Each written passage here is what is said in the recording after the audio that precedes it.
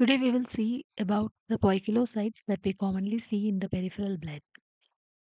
Let us see how they are formed so that you can easily remember the conditions in which they appear. So first one will be the teardrop cells.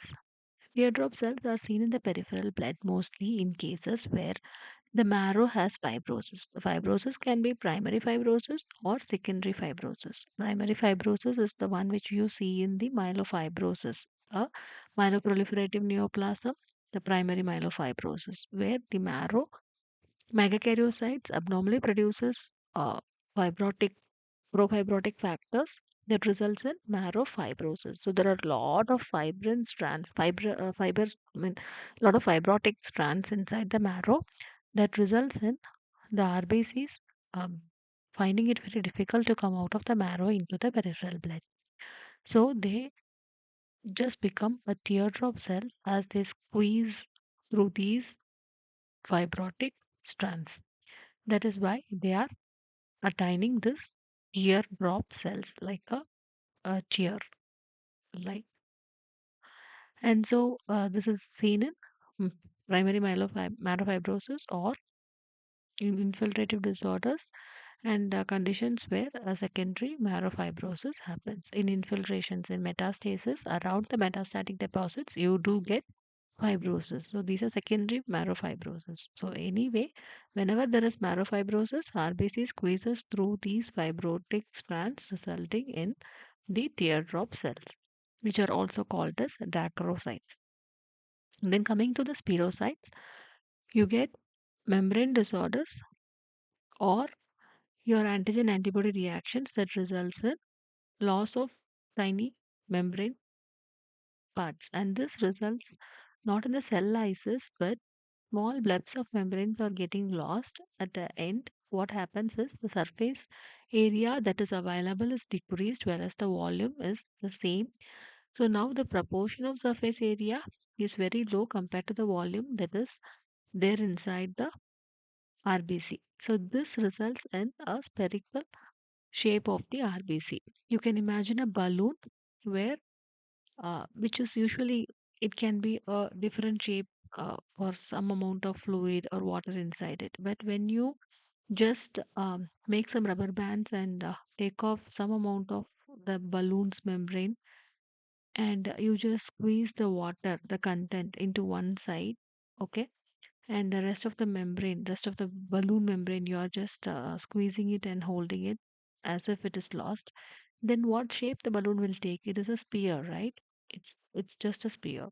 So spear is a shape which is taken when there is a increased surface tension, in the sense when there is the volume is highest, the maximum volume which can be contained within the available surface area is attained when the shape will become a sphere, right? So this is the pathogenesis behind spherocytosis. It is in hereditary conditions like your hereditary spherocytosis where you have a cytoskeletal that anchorin spectrin deficiency defects resulting in membrane loss, whereas in case of RH incompatibility and autoimmune hemolytic anemias, an antibody reaction causes your membrane loss. The spherocytes can also be seen in snakebite cases, in clostridial sepsis, in burns, etc. So this is spherocyte. Next comes the schistocyte. This is nothing but a fragmented RBC. It is also called the helmet cells as it resembles a helmet. This we can think like a inverted helmet, right? So here there is a mechanical destruction, mechanical shear stress. What is a shear stress? As the blood goes through the blood vessels with the blood pressure that we normally have, the lumen is normal, so it just goes. But when there is a small thrombi or something as like you get in DIC, that is disseminated intravascular coagulation. So the coagulative system is getting activated enormously that there are small thrombi formed in the blood vessels. So these small thrombi are uh, not allowing the RBCs to just pass through the blood vessels normally, but under the normal blood pressure and the small obstruction by the thrombi, there is a shear stress on these RBCs resulting in their disruption and leading on to the fragments. So this is called a schistocyte. Comes the sickle cell anemia.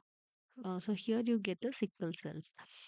You can also get both cells and other uh, type of cells also in sickle cell anemia, as we all know.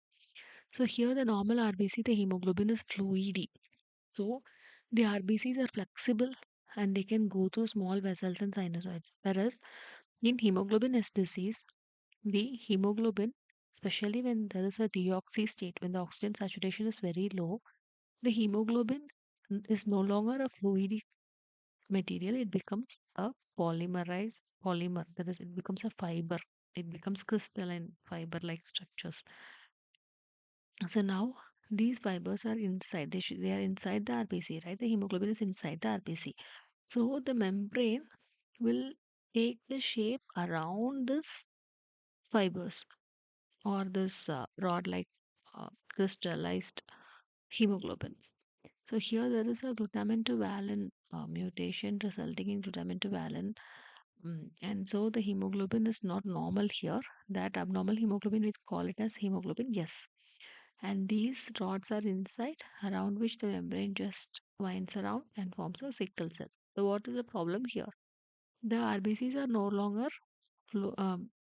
it cannot pass through the tiny vessels or sinusoids. The reason is they are not flexible. There is no fluid inside. There are rods which cannot just go through, which cannot squeeze through the normal area. So results in disruption and hemolysis. So now we have seen these four cells: teardrop, spherocyte, schistocyte, and sickle cell. We will see the other in subsequent videos. Please do like, share, and subscribe. Please refer to your friends if you like our videos. Thank you.